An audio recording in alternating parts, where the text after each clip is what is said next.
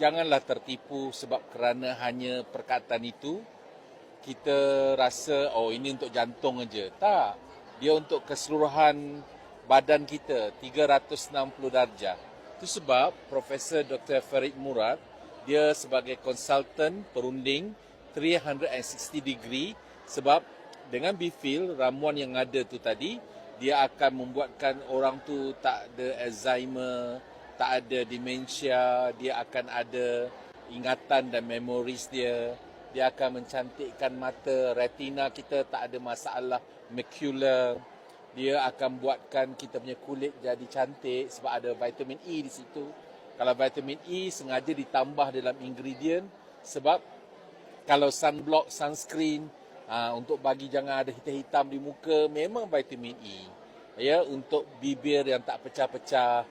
Nah, untuk juga paru-paru agar senang bernafas, untuk perut, untuk krem, malah untuk kelakian dan menyuburkan kita punya sperma dan juga telur sebelum bersatu.